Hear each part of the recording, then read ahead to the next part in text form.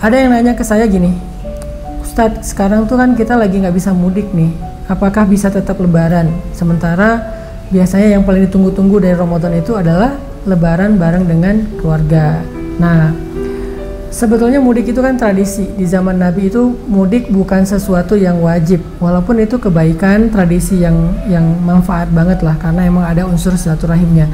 Cuman dalam kondisi seperti sekarang yang kita sedang diuji oleh Allah Subhanahu wa Ta'ala, kita nggak perlu juga maksain untuk mudik kalau itu bisa membahayakan keluarga kita atau orang tua kita yang ada di kampung, kecuali emang nggak ada pilihan.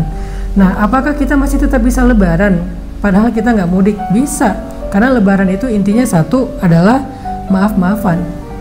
Kita silaturahim, menjalin kembali hubungan keluarga yang mulai merenggang atau mulai ada masalah selama ini. Dan itu kita bisa lakukan dengan banyak cara selain mudik. Kita bisa nelpon, kita bisa fit call, kita bisa konferensi keluarga rame-rame secara online, dan kita bisa ngeliat wajah mereka. Kita bisa unblock akun-akun yang selama ini kita blok misalnya. Kita bisa balik lagi ke grup yang udah kita left grup. Kita bisa lagi misalnya sekedar mengirimkan hadiah, parcel atau apapun itu kepada keluarga yang selama ini udah mulai renggang hubungannya dengan kita. Semua itu bermakna lebaran. Jadi lebaran bukan hanya mudik, tapi lebaran itu intinya adalah membangun kembali silaturahim yang mulai renggang atau terputus. Nah, ngomongin masalah silaturahim, dulu Umar bin Khattab pernah didatangi seorang laki-laki dan ngasih Umar bin Khattab hadiah gitu. Terus Umar bin Khattab nanya, kamu kenal saya? Enggak.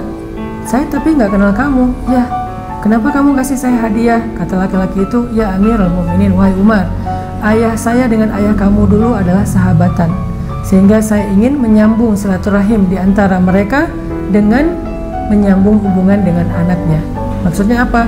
Jadi kalau kita pengen menjaga silaturahim orang tua kita yang udah wafat, maka caranya salah satunya adalah datangi dan berkasih sayanglah kepada orang yang disayangi orang tua kita semasa hidupnya.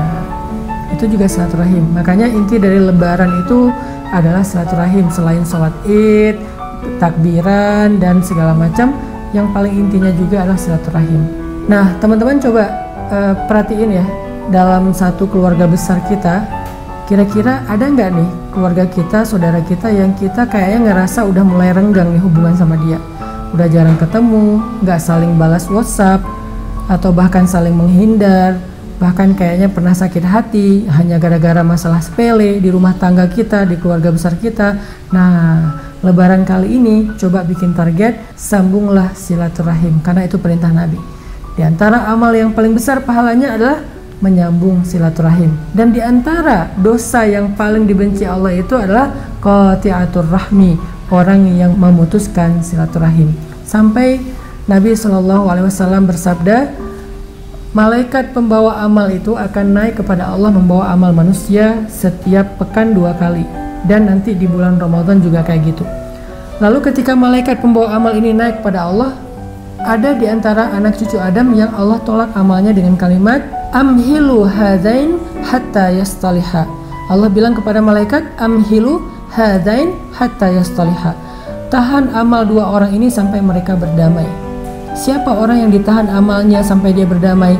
Orang yang memutuskan silaturahim dan berselisih dengan keluarganya. Sehingga kita yang udah berpuasa, taraweh, tilawah, segala macam amal soleh kita selama sebulan ini udah sempurna nih, tapi kita nggak mau silaturahim, nggak mau menyambung yang lagi terputus, yang lagi renggang.